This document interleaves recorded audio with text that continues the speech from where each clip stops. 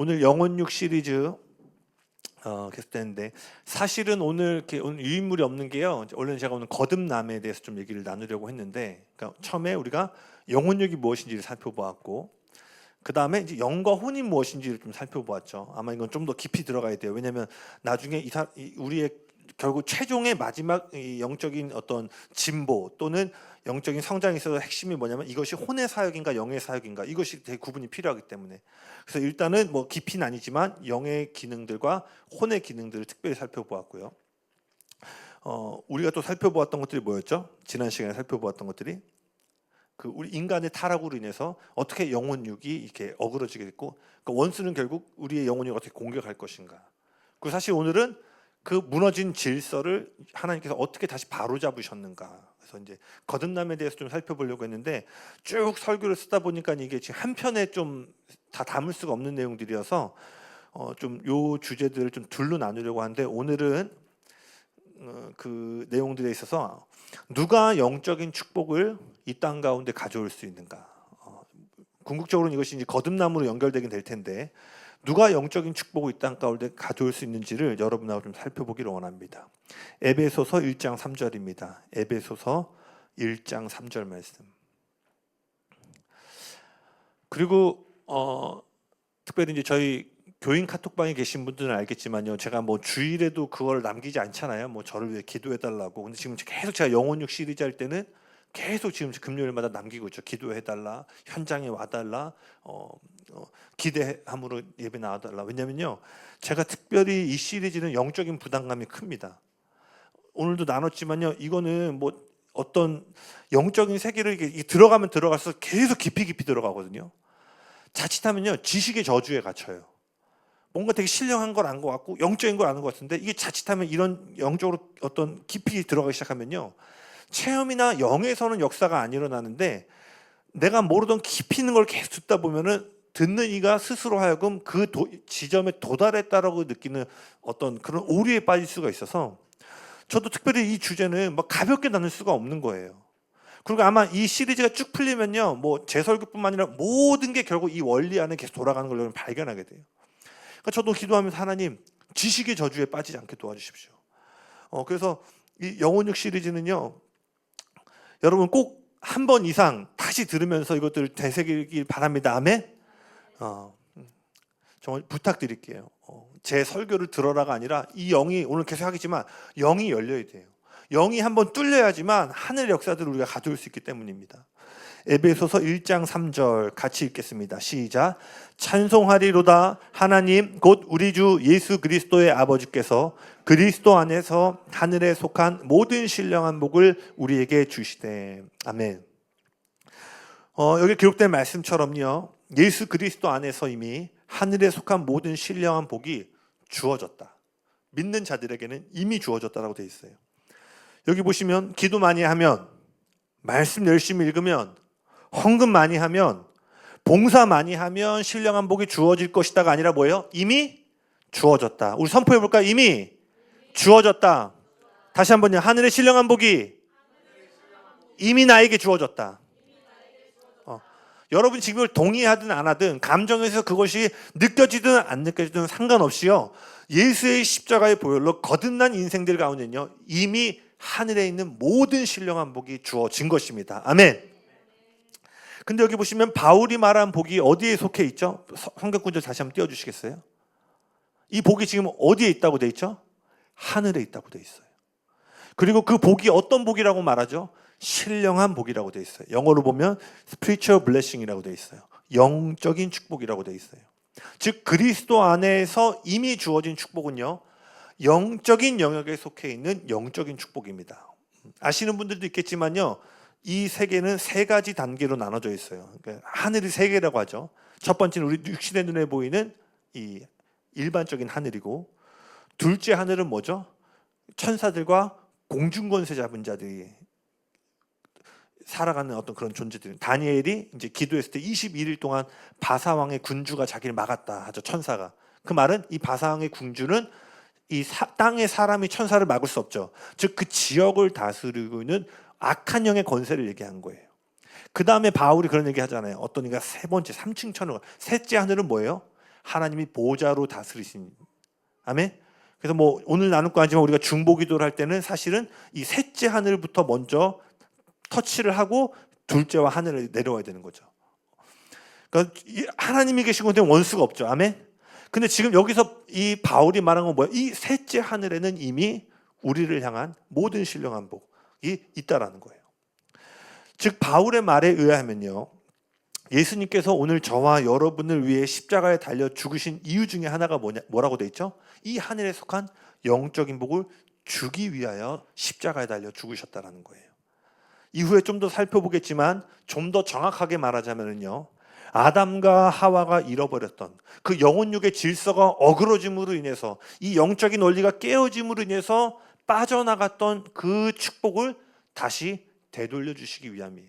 다음 시간에 좀 더 살펴보겠지만 즉 어그러진 영혼육의 그 창조의 원리를 다시 회복하심으로 이 신령한 복을 돌려주시기 위함이에요. 예수님께서 십자가에 달려 죽으셨다는 거예요. 그래서 여러분, 그리스도인의 삶에 있어서요, 하늘의 축복을 받는 것은 너무나 중요합니다. 하나님은 언제나 축복을 통하여 하늘의 뜻을 이 땅 가운데 나타내시기 때문이에요. 아멘. 다시요, 하나님은요 저주를 통하여 일하시는 분이 아니에요. 하나님은 언제나 축복을 통하여 일하시는 분이십니다. 아멘. 아마 여기 자녀를 가지신 분이라면 동의하실 거예요. 여러분의 자녀를 저주하면서 양육하기를 원하세요? 축복을 말하면서 키우기를 원하세요? 네, 아멘. 그렇죠. 축복이죠. 하나님은요 분명한 목적과 계획 가운데 사람을 창조하셨습니다. 차로 그렇게 만지다 보니까 야 이거 얼굴이 웅보네, 딱 웅보네. 이거 철 어깨가 이렇게 돼서 철이 이게 아니라 뭐예요? 정확한 목적과 계획을 갖고 사람을 창조하셨어요. 우리가 거듭 살펴보았지만 저도 이게 예화 생각하는데 웅이 짝짝 붙잖아요. 웅보 뭔가 옹알옹알 할 것 같고 이렇게. 네. 제가 사실 여러 사람들의 이름을 막 생각해봤는데 맛이 안 나는데 웅보 이러면 느낌이 좀 오더라고요. 네. 대충 만지다가 이렇게 동글동글해서 웅보가 아니라 그 목적과 계획이 뭐였어요? 생육하고 번성함 가운데 이 땅을 정복하고 다스리도록 하기 위해서 인간을 창조하셨죠. 근데 본래 이 땅을 다스리고 정복하는 건 누구의 일이죠? 하나님의 일이죠. 모든 이름 위에 가장 뛰어나시고 세상의 모든 통치자들보다 가장 높은 곳에 계신 그 하나님이 사실은 온 세상을 지금도 다스리고 통치하시는 것은 그분의 역할이었어요. 그런데 하나님께서는요 그 일을 함께 동역할 존재로 사람을 창조하셨습니다. 이처럼 아담과 하와는요 분명한 목적 가운데 창조하셨다는 거예요. 오늘날 이것은 변함없습니다. 제가 정말 귀에가 딱지가 생길 정도로 말하는 게 뭐예요? 오늘 저와 여러분을 향한 하나님의 꿈은요 이 땅에서 생존해가는, 산소 호흡기를 달고 죽기 직전에 겨우 천국행에 가는 인생이 아니라 뭐예요? 이 땅을 하늘의 뜻으로, 그 주기도문의 역사를 이 땅에 오는. 아멘. 여러분이 가는 곳마다 뜻이 하늘에서 이루어진 것처럼 이 땅에 풀어지는, 요한복음 14장 12절에 있는 내가 진실로 너에게 말하노니 뭐예요? 누구든지 나를 믿는 자는 내가 하는 일을 그도 할 것이요 그보다 더 큰 일을 하도록 하는 거야. 아멘. 에베소 3장에 뭐라고 돼 있어요? 너희 안에 역사하시는 능력대로 우리가 구하거나 생각하는 것에 더욱 넘치도록 역사하기 원하시는 분. 아멘. 이것이 뭐예요? 강물처럼 흘러 넘치는 삶을 우리를 통해 꿈꾸고 계신다라는 거예요. 아멘. 그래서 아담과 하와는요 오늘날 많은 사람들이 고민하는 것처럼요 자신이 태어난 목적이 무엇인지, 내 부르심이 무엇인지를 고민하지 않았어요. 그러니까 창조되는 순간부터 아직 죄가 들어오기 전이니까 하나님의 뜻을 명확하게 알 수 있는 상태였잖아요. 그러니까 태어나는 순간 내가 무엇을 해야 될지를 분명하게 알고 있었다는 거예요. 그런데요 말씀을 보면 이러한 아담과 하와를, 더 나아가 인간을 향한 이 창조의 목적, 그들을 향한 임무가 그들에게 주어지기 전에, 그 임무를 실행하기 전에 하나님이 먼저 하신 일이 하나가 있습니다. 창세기 1장 22절입니다. 창세기 1장 22절 같이 읽어볼까요? 시작. 하나님이 그들에게 복을 주시며 이르시되 생육하고 번성하여 여러 바닷물에 충만하라, 새들도 땅에 번성하라 하시니라. 28절도 한번 보겠습니다. 창세기 1장 28절 같이 읽겠습니다. 시작. 하나님이 그들에게 복을 주시며 하나님이 그들에게 이르시되 생육하고 번성하여 땅에 충만하라, 땅을 정복하라, 바다의 물고기와 하늘의 새와 땅에 움직이는 모든 생물을 다스리라 하시니라. 그들이 창조된 목적과 임무를 부여받기 전에 하나님이 먼저 하신 일이 뭐예요? 복을 주시며. 지금 읽었던 이 두 구절에서 반복되는 게 뭐냐면 사람을 짓기 전에 그들에게 복을 명하셨다라고 되어 있어요. 즉 아담과 하와가요, 자신들에게 주어진 생육하고 번성함 가운데 다스리고 정복하는 그 하나님의 부르심, 그 하나님의 목적을 이루기 위해서는요, 가장 먼저 축복의 자리에 서야 됐다라는 거예요. 이 땅을 다스리고 정복하기 위해서는 하나님이 주시는 복을 받아야만 했다는 것입니다. 여러분, 이것은요, 오늘날 저와 여러분도 마찬가지라는 거예요. 하나님은 여러분 한 분 한 분을 향한 분명한 하나님의 목적이 있습니다. 아멘? 저는 거듭 말하지만 이거를 이렇게 표현하는 걸 너무 좋아해요. 하나님의 꿈. 여러분을 향해 한 분 한 분을 향해 하나님이 지금요, 꿈꾸고 계세요. 근데 그 꿈, 여러분을 향한 하나님의 목적 또는 부르심이라고 표현할 수도 있겠어요. 그 표현이 무엇이든 간에 여러분이 이 땅에 태어나고 존재한, 특별히 100년 전도 아니고 미국도 아니고 이 시대에 이 대한민국의 오늘 이 교회 가운데 여러분이 앉아있는 그 하나님의 목적은 무엇이냐면요, 그것이 풀어지려면요, 아담과 하와처럼 하늘의 복을 먼저 받아내야 된다는 거예요. 근데 여기서 주의해야 될 또 한 가지 사실은요, 아담과 하와가 받은 복은요, 우리가 흔히 생각하는 세속적인 복이 아니었다라는 거예요. 아담은 하나님으로부터 복을 받아서 조금 더 넓은 평수의 집으로 이사가지 않았고요. 하나님으로부터 복을 받아서 연봉 협상 20% 올라가지 않았고요. 하나님의 복을 받아서 자녀가 좋은 대학, 좋은 직장에 취직하지 않았어요. 요점은 무엇이죠? 아담이 받은 복은요, 이 땅을 다스리고 정복하는 것을 가능케 해주는 신령한 복, 영적인 복이었다라는 거예요. 더 넓은 집으로 이사가고 수입이 확장되고 자녀가 좋은 대학이나 직장에 들어가는 거 나쁜 것이 아닙니다. 하나님이 주시는 영적인 축복 안에 이런 자연적인 축복들이 더해질 수 있어요. 그러나 다시 말하지만 아담이 받은 축복은 뭐였어요? 이 동산 가운데 부어진 축복은 자연적인 축복, 물리적인 축복이 아니라 뭐예요? 영적인 축복이었다라는 거예요. 그리고 그들에게 부어진 이 영적인 축복이요, 아담과 하와로 하여금 그들의 인생 가운데 부여된 하나님의 목적과 계획을 가능케 하는 능력을 불어다 넣어준 거예요. 다시요, 영적인 축복은 뭐냐면요, 여러분 인생을 향한 하나님의 목적과 계획이 이루어지는 데 있어서요, 필요한 능력을 공급해 주는 거예요. 마치 이 기계가 플러그를 꽂아야지만 전류를 통해서 청소기가 돌아가고 하는 거, 청소기의 부르심은 뭐예요? 윙해서 쓰레기를 빨아들이는 게 부르심이죠. 그 목적과 계획이잖아요. 그 디자이너가 본래 디자인한. 근데 그게 돌아가려면 어떻게 해야 돼요? 전류가 들어와야 돼요. 마치 영적인 복이란 건 뭐예요? 그것을 워킹하게 해주고 기능하게 해주는 게 뭐냐면 신령한 복이라는 거예요. 제가 오늘 축복에 대한 신학을 더 깊이 나누는 건 아니기 때문에 많이 나눌 수 없지만요, 축복엔 두 가지 측면, 지금 말한 두 가지 측면이 있죠. 자연적인 축복과 영적인 축복. 근데 한국 교회 안에 어떤 것이 있냐면요, 이 축복에 대한 잘못된 신학들이 조금 있어요. 그 중에 하나가 이제 대표되는 게 이 기복신앙 또는 번영신학이라고 해서, 기복신앙이 뭐죠? 간단하게 얘기하면 신에게 나의 정성은 어느 정도 보였을 때 그 신이 내가 원하는 것을 돌려받기를 원하는 게 기복신앙이죠. 사실 한국 시대가 그냥 그 6.25 전쟁 이후에 어려운 시기를 돌파하면서 사실은 우리 조부모님 세대, 특별히 그 시대의 기도들은 뭐예요? 자녀들이 보릿고기를 넘지 않는 것들, 우리처럼 가난하게 살지 않는 것들. 그래서 하나님 놀라운 한강의 기적과 경제 역사에서도 유례 없는 어떤 역사들이 한국 가운데 경제 개발들이 일어났죠. 그리고 이 영적으로 다음 신앙으로 이렇게 영적인 성장들이 일어나야 됐는데 이것들이 계속 이어지게 되면, 특별히 한국은 이 샤머니즘이 강하잖아요. 그러니까 이 샤머니즘과 이 기독교가 섞이기 시작하면서 우리도 모르는 사이에 이 축복이라는 게 대해서 이게 비나이다 형식이 된 거예요. 다른 나라에도 있는지 모르겠는데 수능 특별 새벽기도, 막 부모님도 그때 막 나가서 기도가 나쁘다는 거 아니지만 제가 말하는 건 뭐예요? 한국은 뭔가를 얻어내는 것을 세팅해 놓고 그것을 향해 자신의 정성을 보임으로써, 근데 그런 기도 나갔다고 그런 분들이 그렇다는 게 아니라 이것들을 원류를 계속 따라가다 보면요, 우리도 모르는 사이에 뭐가 있냐면 기복신앙이라는 게 있다는 거예요. 그래서 아마 여러분 기복신앙이라는 단어들도 많이 들어보셨을 거예요. 그래서 이거에 대한 반작용이 나왔어요. 이거에 대한 반작용이 뭐냐면, 저도 옛날에 그런 게 좀 있었어요. 없이 자라서 그랬는지 예수 믿으면 복 받습니다 이러면 그 메시지가 불편한 거야. 이 복에 대한 이 기복적인 모습에 대한 반대편으로 나온 게 뭐냐면, 가난을 가치 있게 여기는 신학들이 나오기 시작한 거예요. 그러면서 이 부류에 속한 사람들이 내는 견해들은 뭐냐면, 예수님을 봐라, 하늘의 모든 영광을 가지신 분이 모든 것을 버리고 가난하게 오셨다. 그리고 예수님의 대사가 아니라 예수님의 말씀 중에 이런 얘기가 있죠. 어느 날 어떤 사람이 찾아서 제가 예수님의 제자가 되길 원합니다 하니까 뭐라고 그래요? 인자는 머리 둘 것도 없다. 쉽게 말하면 오늘 갖다 주면, 야, 나 아파트 하나 없다.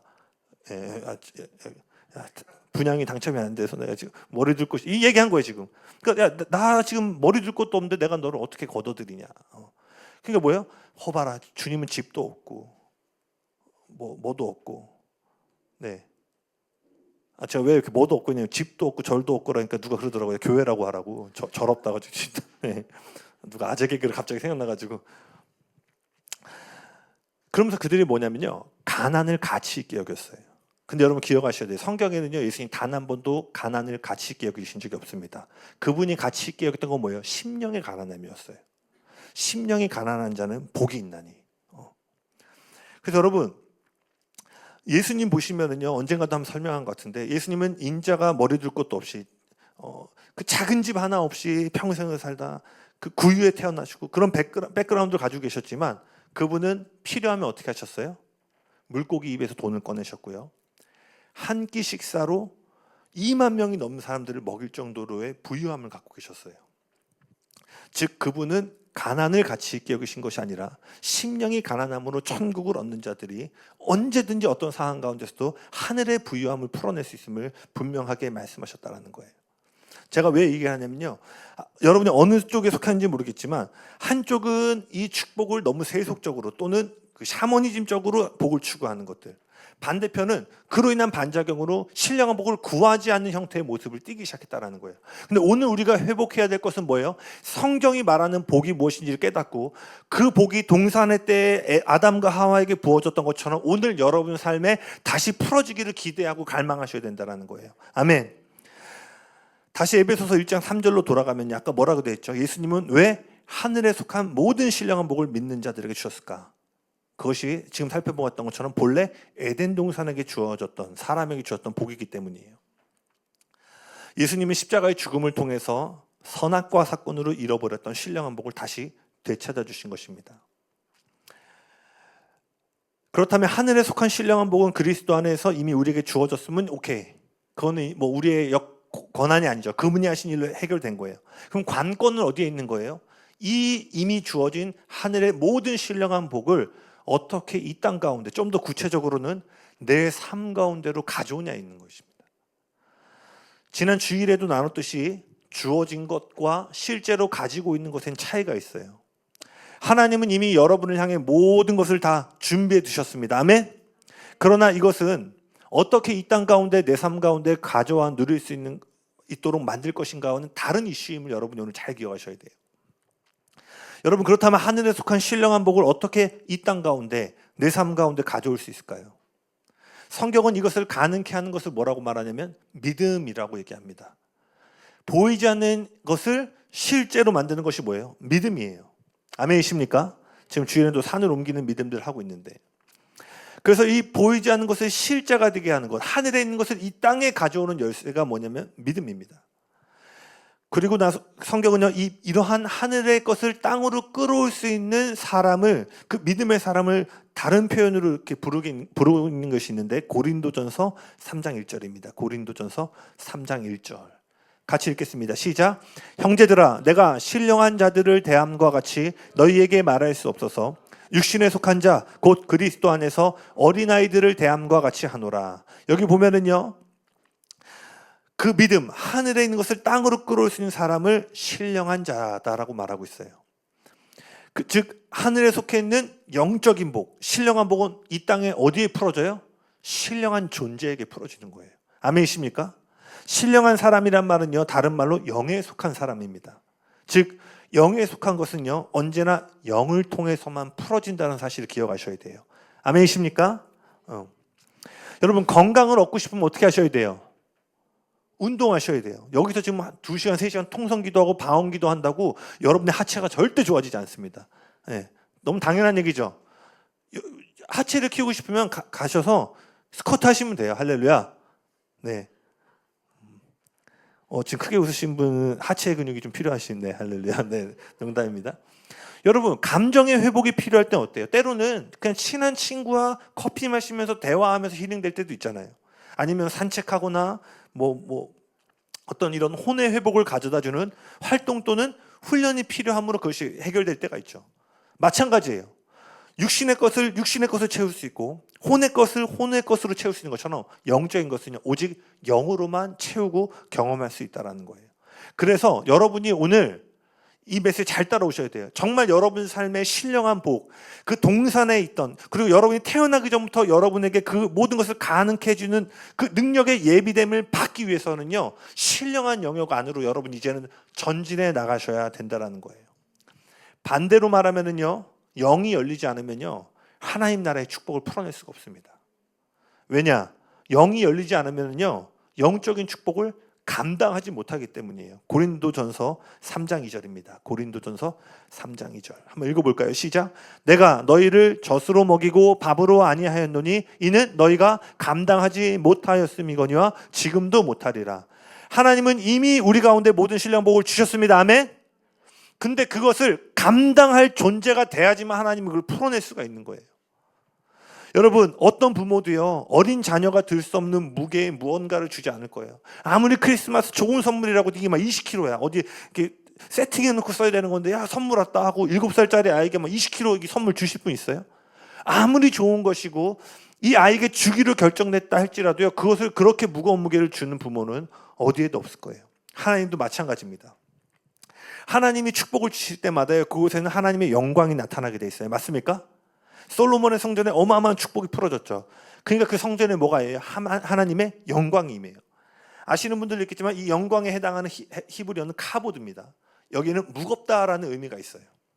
즉 하나님의 축복이 풀어질 때마다요 그 축복에 담겨있는 영광의 무게를 지탱해내야 된다는 거예요.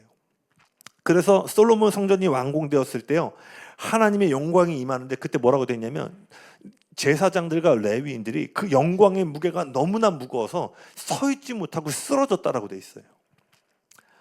이처럼 그분의 축복이 임할 때마다요 여러분의 삶에 축복이 임할 때마다요 여러분은 그 축복이 지니고 있는 영광의 무게를 감당해야 될 책임이 동시에 주어진다는 거예요. 그래서 예수님이 하늘의 가르침을요 계속 비유로 말씀하세요. 왜? 준비되지 않은 사람에게 이 비유가 풀어지면요 그 사람은 그 영광을 감당하지 못하는 거예요. 예를 들어서 복음 전하는 거 누가 몰라. 근데 막 오늘 막 정말 막 땅 끝에 있는 선교사님 모셔와가지고 당신들 그렇게 살 거야. 막 땅 끝까지 복음 전해. 그러면 어때요? 막 도전받는 사람도 있는가 하면요. 그 무게를 지니지 못한 사람도 어떻게 돼요? 막 죄책감 가운데 눌리게 돼요.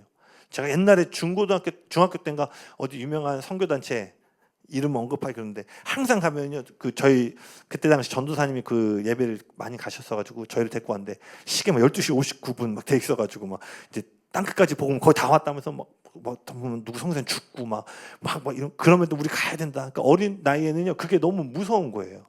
저한테는 아직 그게 감당할 만한 영적인 내면의 준비가 안 됐었던 거죠.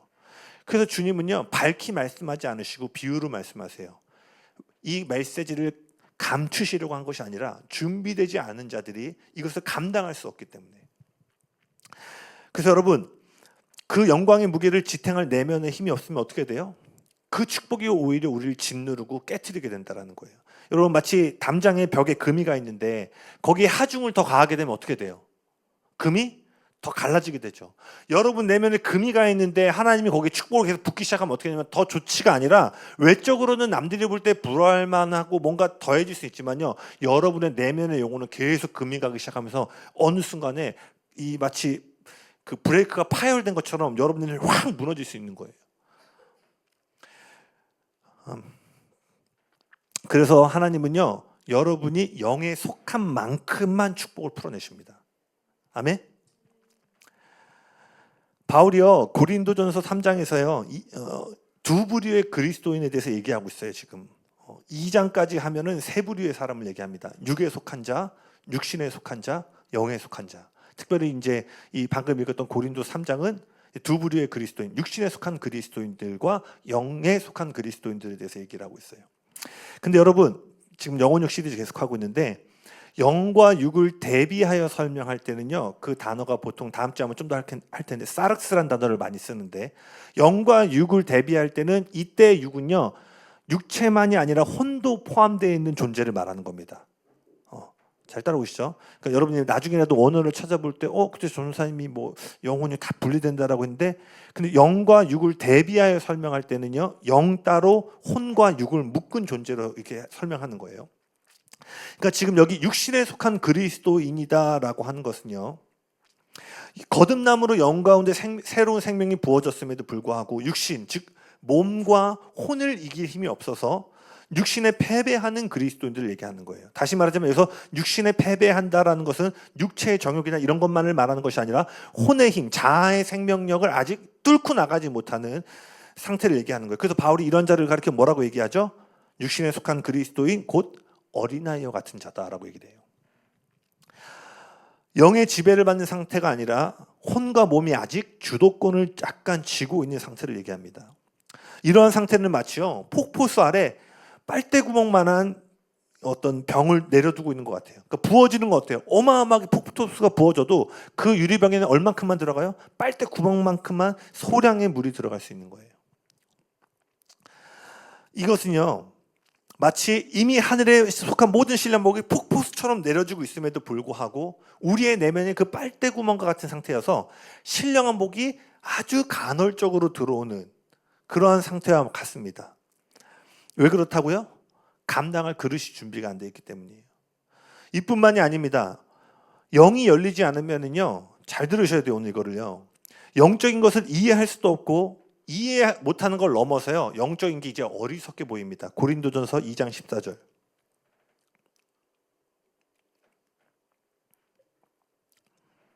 같이 읽어볼까요? 시작.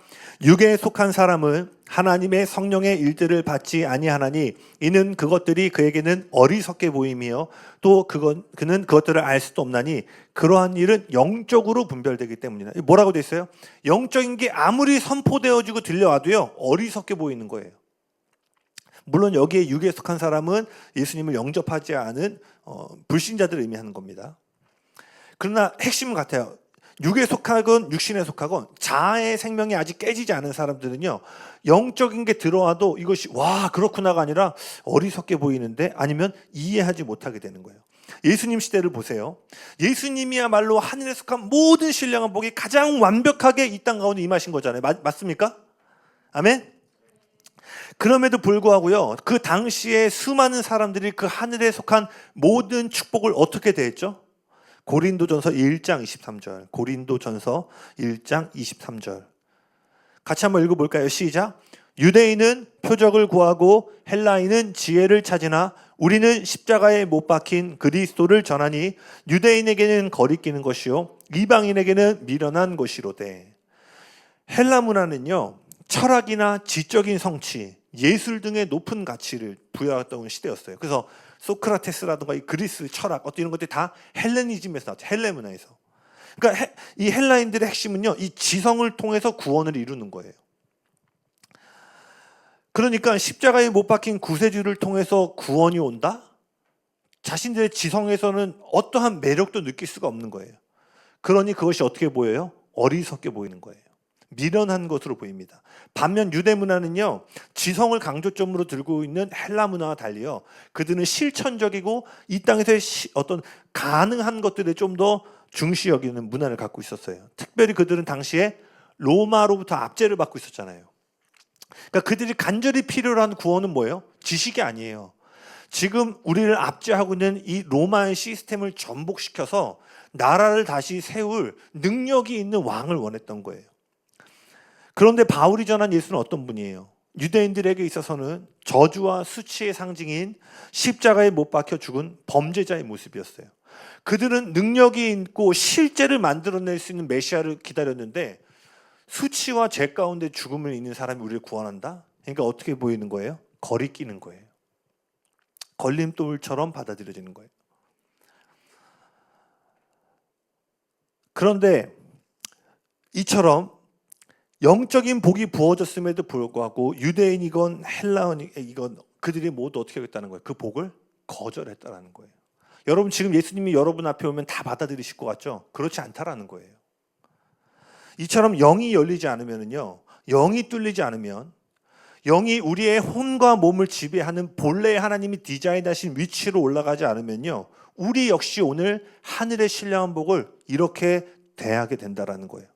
하늘의 복을 아무리 얘기하고 하늘의 간증을 아무리 들어도요, 어리석게 보이는 거예요. 내 삶을 변화시킬 답이 지금 코앞까지 이르렀음에도 불구하고 어떻게 느끼는 거예요? 거리끼게 느끼는 거예요. 걸림돌처럼 느끼는 거예요. 대표적인 이가 누구예요? 부자 청년 아니겠어요? 부자 청년은 영적인 것을 갈망했죠. 제가 여러 차례 얘기했잖아요. 당시에 그 이스라엘 문화의 관점에서 부자는 나쁜 사람이 아니라 복을 받은 사람입니다. 다산이라던가 이 물질의 축복은요, 하늘의 복을 받은 사람의 징표였어요. 나이도 젊었고요. 특별히 그가 가진 질문이 뭐예요? 영생을 어떻게 하면 얻을 수 있습니까? 저 이거 힘든데 어떻게 해야 되가 아니라 아주 고차원적인 영적인 질문과 목마름을 갖고 예수님께 왔어요. 그리고 예수님은 그 영적인 목마름을 해결할 만한 모든 신령한 복의 해답을 주셨죠. 너의 소유를 팔아 가난한 자에게 주고 와서 나를 따라오라.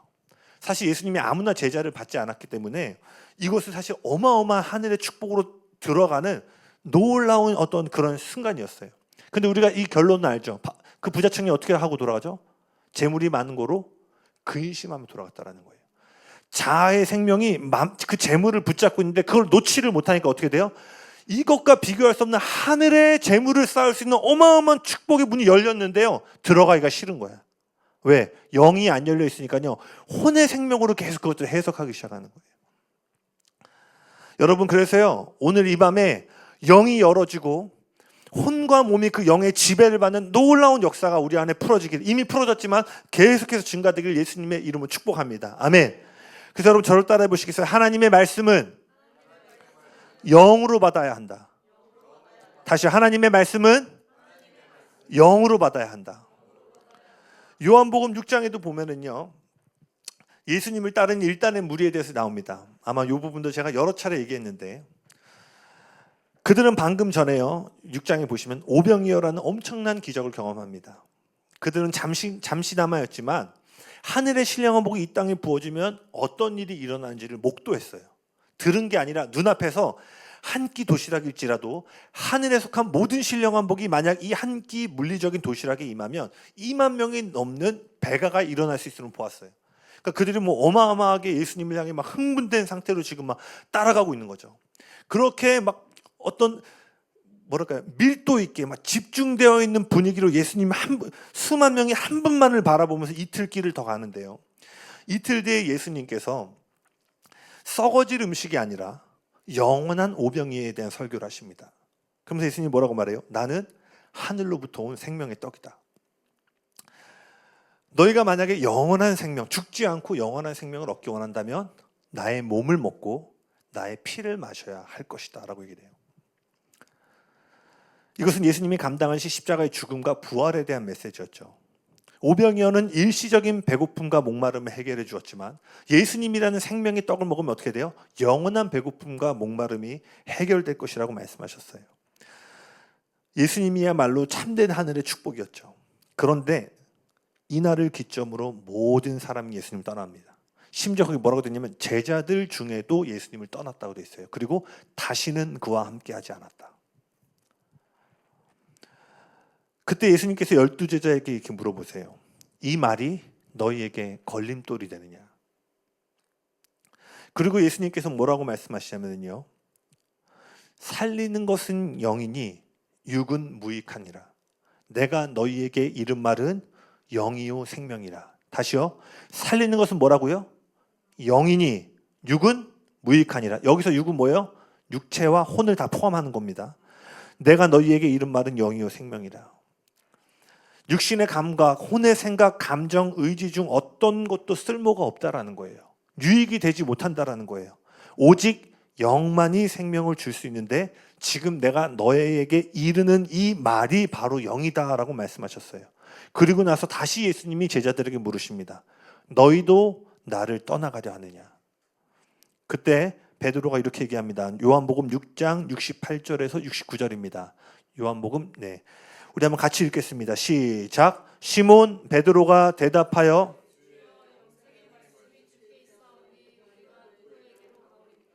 우리가 주는 하나님의 거룩하신 자인 줄 믿고 알았사옵나이다. 지금 베드로가 뭐라고 된 거예요?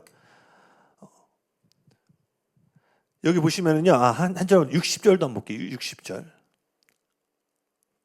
요한복음, 한번 같이 읽을까요? 시작. 제자 중 여럿이 듣고 말하되 이 말씀은 어렵도다. 누가 들을 수 있느냐 한데. 그러니까 지금 제자들도 못 알아듣고 있는 거예요. 즉 베드로는 지금 뭐라고 말하는 거예요? 예수님, 저희도 지금 예수님을 떠나가는 저 사람들만큼이나 예수님이 지금 무슨 말인지 못 알아듣겠어요. 아니 뭐 몸을 먹고 피를 마시라는 게 예수 약간 이단 같아요. 약간 교주 같기도 하고 뭐 사이비 같은 느낌도 좀 나는데 우리도 못 알아듣겠어요. 없는 겁니다. 시문고의 메시지 성경. 뭐 없는데 성경 없는 그렇게 이해하시는 분 없죠? 그런데 베드로가 이렇게 얘기하는 거예요. 그러나 주님, 우리가 아는 한 가지는 있습니다. 당신이 말할 때 우리의 영이 살아납니다. 지금 우리의 지성과 생각에서는 도무지 예수님의 말을 못 알아듣겠는데 우리가 아는 한 가지는요, 내가 이해하지 못할 때에도 예수님이 말씀하시면 내 영이 살아나는 것을 압니다. 저희는 끝까지 예수님과 함께 할 것입니다 라고 고백한 거예요. 제자들은요, 예수님의 말씀을 혼으로는 절대 이해하지 못하고 있는 상태였어요. 그러나 그들은 뭘로 받은 거예요? 영으로 받은 거예요. 이해하지 못했지만 영으로 그 메시지를 받아들였어요. 이처럼 여러분, 오늘 이 말씀을 여러분 오늘 혼이 아니라 이해력이 아니라 영으로 받을 수 있길 예수님을 축복합니다. 왜? 하나님의 말씀은 영이기 때문에, 그분이 이르는 말은 영이기 때문에요, 혼으로는 받아들이지 못해요. 신학 박사가 뭐 10개씩 있고 뭐 외국에서 교육에서도 영이 안 열리면은요, 할렐루야, 못 알아듣는다라는 거예요. 여러분이 오늘 이 밤에도요, 지적으로는 동의하고 고개를 끄덕일지 모르지만요, 하늘의 복이 주는 영향력이 실제로는 경험되어지지 않는다라는 거예요. 왜? 그분의 말씀은 영이기 때문입니다. 영으로 받는다는 것은요, 믿음으로 받는다라는 거예요. 우리가 말씀을 영으로 받으려면, 믿음으로 받으려면 어떻게 해야 될까요? 영적인 태도를 가지셔야 돼요. 모든 것은요, 태도에서 결정되기 때문입니다. 여러분 이 말씀 아세요? 될성 부른 나무는 떡잎부터 다르다. 이 말이 뭐예요? 현재의 모습은 이 떡잎처럼 막 자라나는 것처럼 현재 모습 턱없이 부족해 보일지라도 그 사람이 지니고 있는 태도를 볼 때 그 장래성을 가늠해 볼 수 있다는 거죠. 제가 인터넷에 쳐보니까 이렇게 돼 있더라고요. 어른들이 어린아이가 인사할 때 이 녀석 될성 싶은 나무는 떡잎부터 다르구나. 그러니까 뭐예요? 그 어린아이가 인사하는 작은 태도지만 야, 요 인사하는 거 요 놈 보니까 되겠네 얘는. 이걸 본다라는 거예요.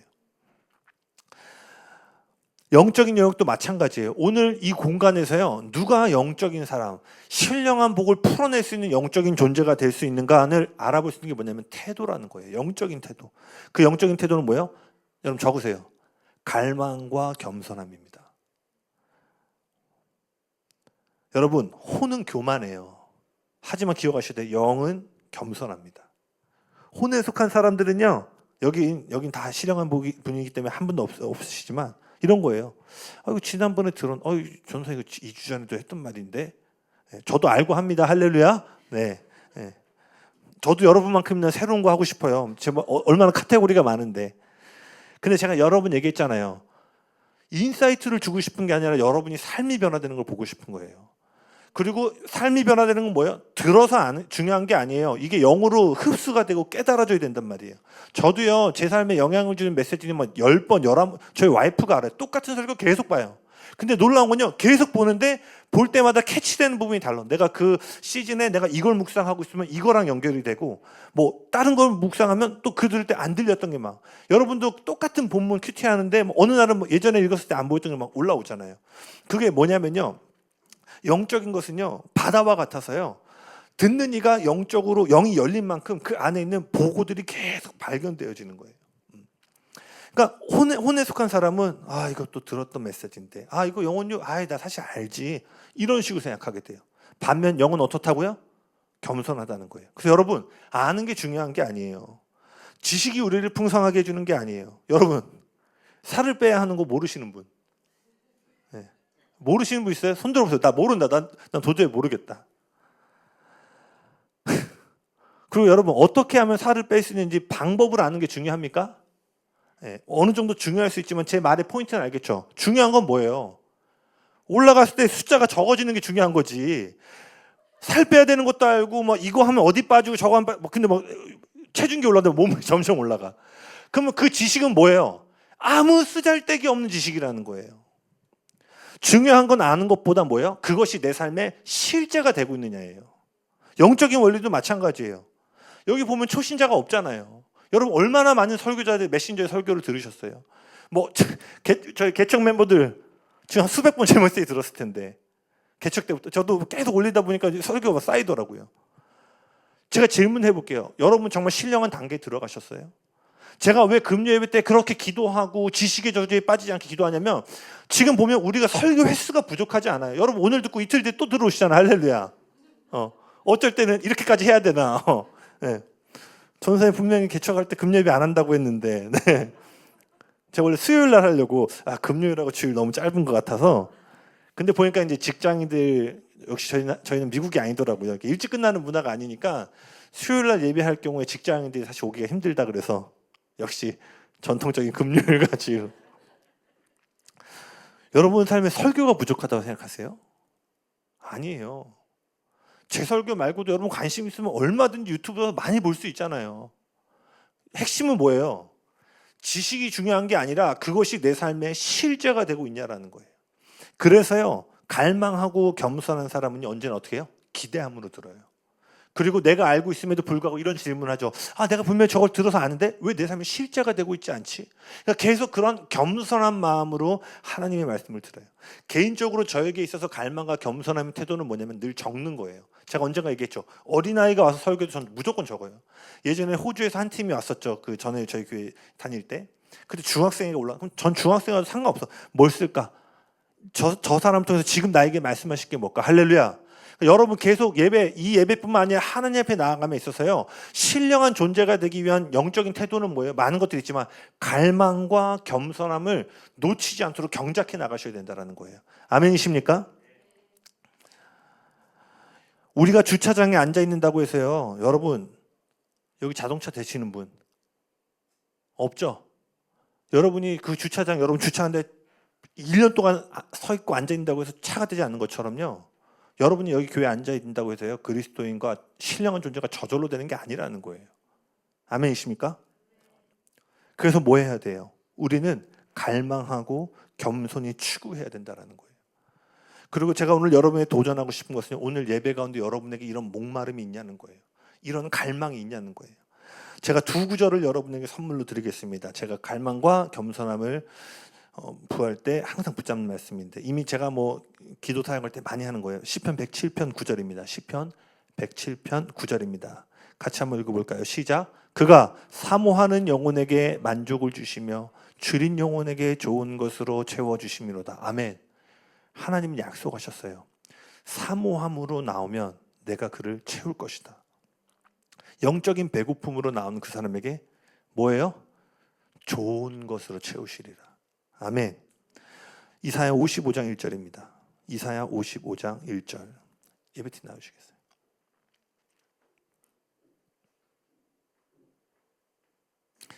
읽어볼까요? 시작. 오호라 너희 모든 목마른 자들아 물로 나오라. 돈 없는 자도 오라. 너희는 와서 사 먹되 돈 없이 값 없이 와서 포도주와 젖을 사라. 할렐루야.